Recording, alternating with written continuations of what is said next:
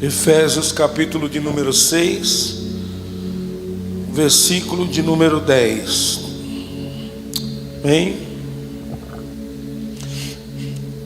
diz assim a palavra do Senhor. Uma palavra final: seja fortes no Senhor e no seu grande poder. Vistam toda a armadura de Deus, para que possam permanecer firmes contra a estratégia do diabo. Pois nós não lutamos contra o inimigo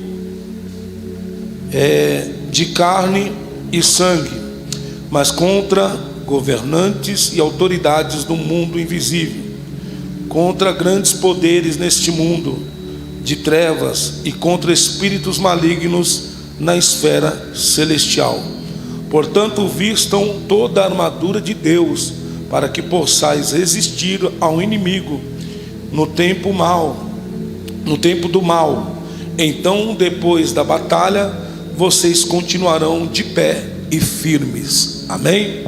Glória a Deus. Pode se assentar, glorificando a Deus por essa palavra, né? A armadura completa de Deus. A epígrafe aqui desta Bíblia, minha tradução, a NVT.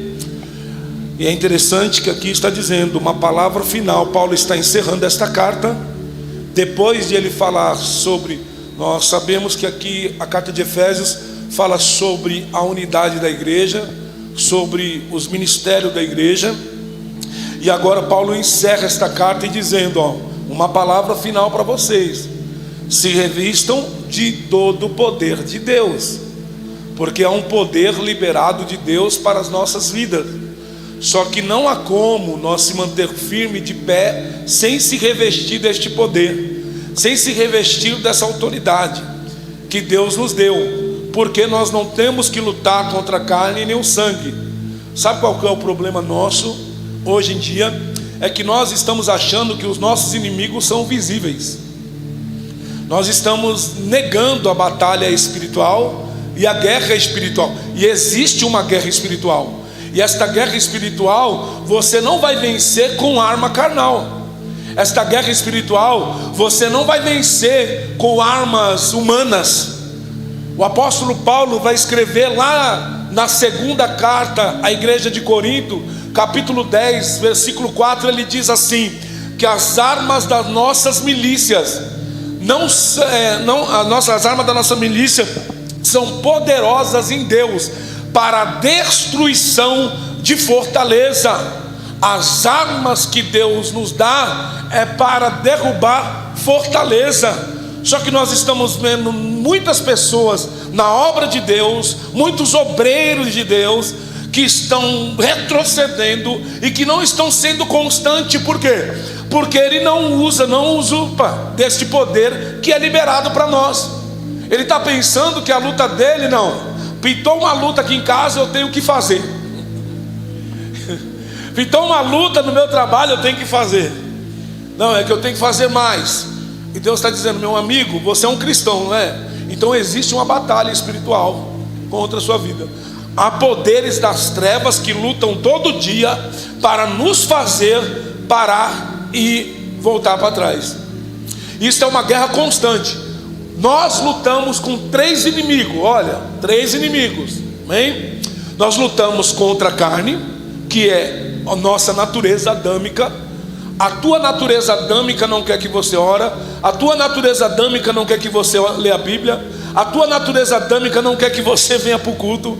Ela nunca vai querer, porque ela se opõe. Paulo disse, ela se opõe, os dois se opõem. Há uma guerra. Então não adianta isso. Quando você não está com vontade de vir para o culto, é a sua carne. Não é espiritual, não. Hoje eu não fui para o culto porque é Deus que está permitindo. Nunca. É Deus que está permitindo que eu fique em casa. Nunca. Isso é mentira do diabo, é a tua carne. E nós lutamos também contra o mundo. O que é o mundo? O sistema.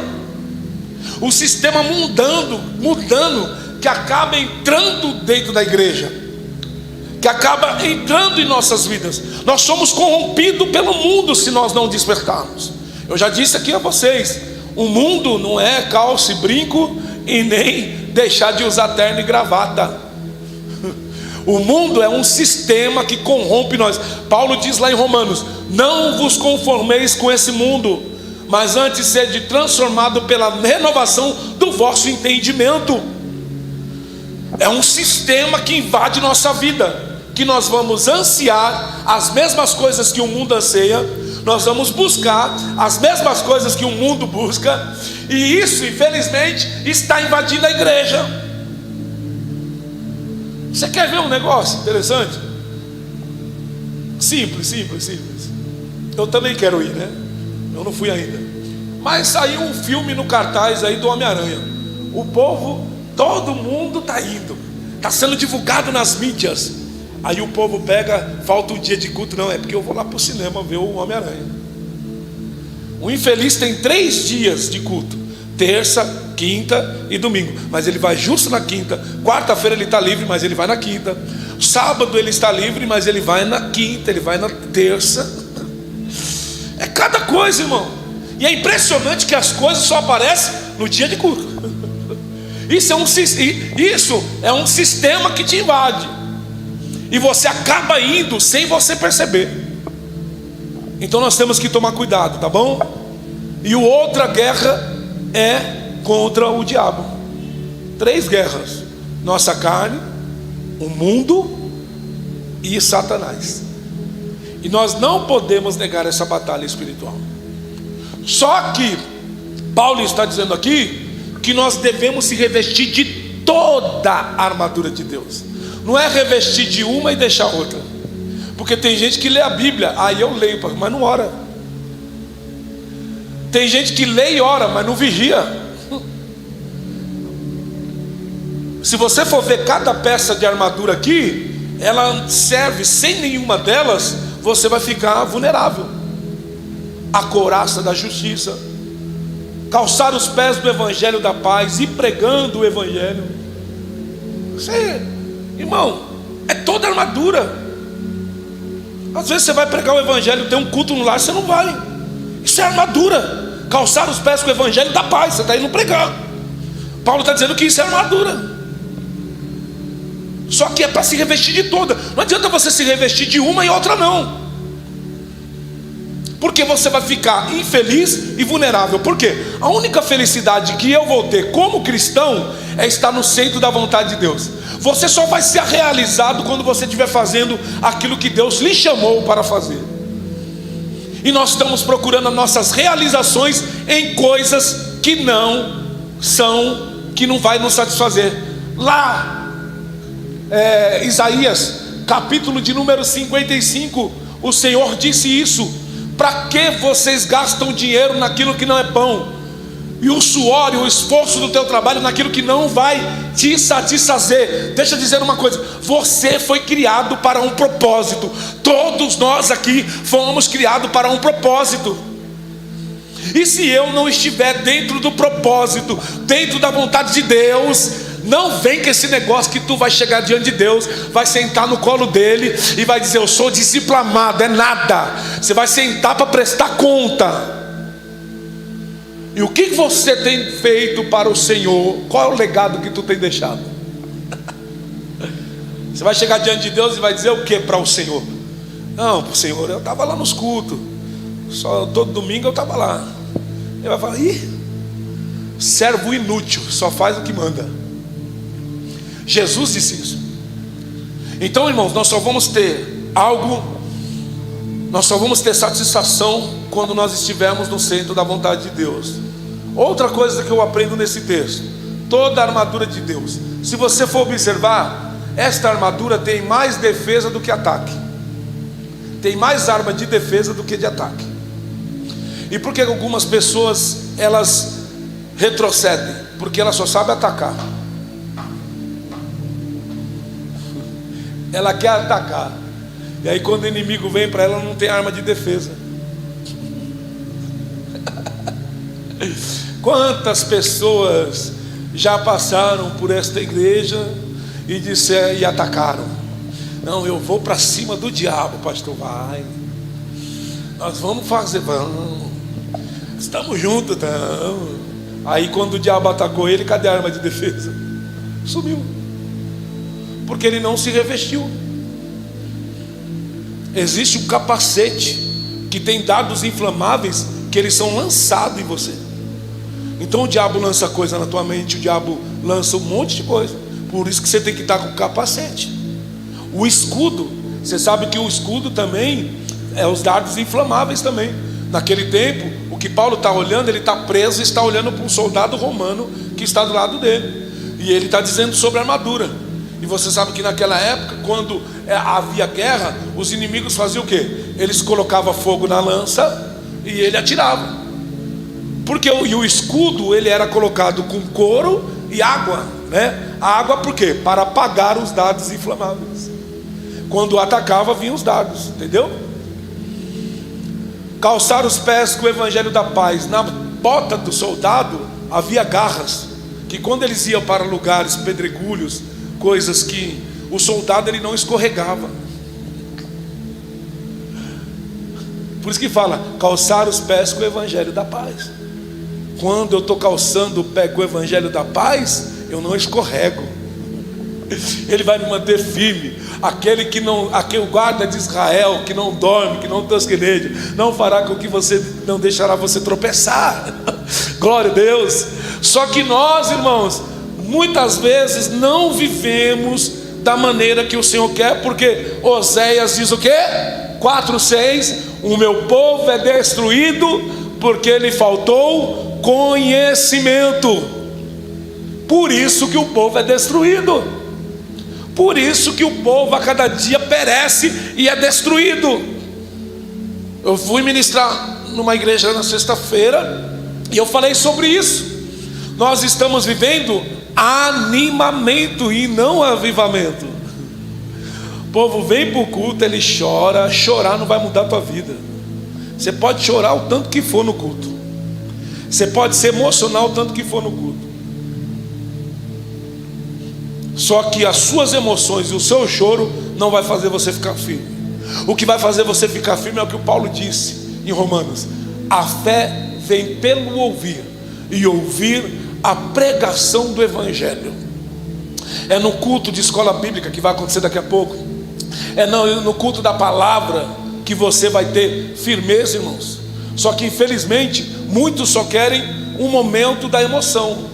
Muitos só querem um momento de estar só o momento de estar no culto, na emoção. Mas não. Põe a mão na minha cabeça aqui, velho. Hã?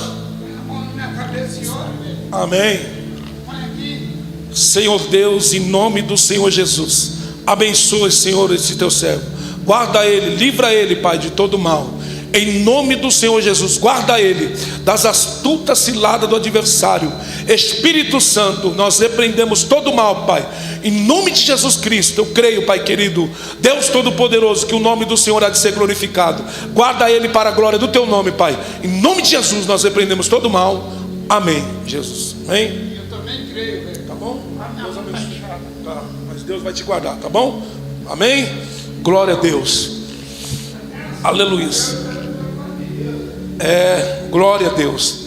Então, irmãos, Deus abençoe em nome de Jesus. Amém. Então nós temos que fazer o que? Se revestir desta armadura. Nós temos, irmãos, que estar firme contra a astuta cilada do adversário. Quando a Bíblia diz astuta cilada, ela está dizendo que o diabo anda tramando cilada contra você. Eu postei lá no Facebook, o pastor postou, um amigo meu, falei, me permita compartilhar isso aqui. Que ele falou que a falta de discernimento de algumas igrejas, de algum cristão, hoje é terrível. Coloquei até no grupo da igreja. E ele falou que se aquela menina que Paulo expulsou, o espírito de adivinhação, lembra? Se ela tivesse nos dias de hoje, a agenda dela estaria lotada. Estaria lotada, irmão.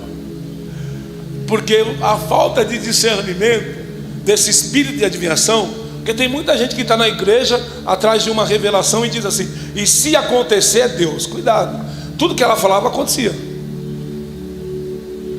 Não havia nada, porque ela dava lucro para os seus senhores. E ontem nós falamos aqui, né, na mesa, nós falamos sobre isso. Quando Jesus disse para o paralítico, ó, levanta, toma o teu leito e anda, perdoados estão, primeiro ele fala, perdoados estão os seus pecados. Por quê? Porque não adianta eu ter cura e não ser perdoado do pecado. Porque cura você pode encontrar em qualquer lugar. Vou fazer uma heresia aqui do bem, tá bom? Heresia do bem. Cura você pode ter até no centro de macumba. Cura você pode ter até no espiritismo. Tem a sessão lá do médico espiritual. Você pode ter. Só que a diferença é o que está lá em Deuteronômio 13. Aquele texto acaba com a gente. Que Deus diz assim, ó, vai se levantar, ontem até li nessa tradução que é interessante, vai se levantar no meio de vocês falsos profetas, e eles vão fazer sinal, mas vocês, se eles disserem, vamos após outros deuses que vocês não conhecem, não vá com eles. Por quê? Porque é eu, Deus, provando vocês.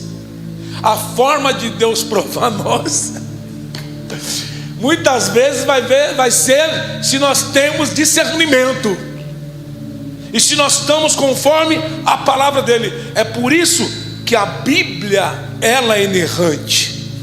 Qualquer cura, qualquer milagre, como disse Lutero, ele disse, ainda que caia um raio do céu, que não seja conforme a palavra, não é Deus, é o diabo. Ele falou isso. Porque quem você acha, quando Jesus disse, vamos para o outro lado, quem que você acha que mandou aquela tempestade? Foi Deus? Porque Deus não vai repreender o teu próprio poder, que ele disse, senão ficar dividido. Quando disseram, você expulsa demônio em nome de demônio, ele disse, oxe, vai trazer divisão. Se eu expulsar demônio em nome de demônio, traz divisão. A casa dividida não subsistirá. Então quem mandou aquela tempestade foi o diabo. Então ele tem poder. Amém? Para mandar uma tempestade. Aí Jesus falou, cala-te, acalma, porque ele é dono, ele é superior ao diabo. Tá bom? E nós temos que entender, se revestir dessa armadura, porque, como disse um pastor que eu gosto muito, o diabo é uma menininha perto de Deus. O diabo é uma menininha perto do Senhor. E quando eu me revisto desse poder, eu tenho autoridade. Tá bom? Que ele nos liberou na cruz. Amém, irmãos? Receba essa palavra. Vamos orar.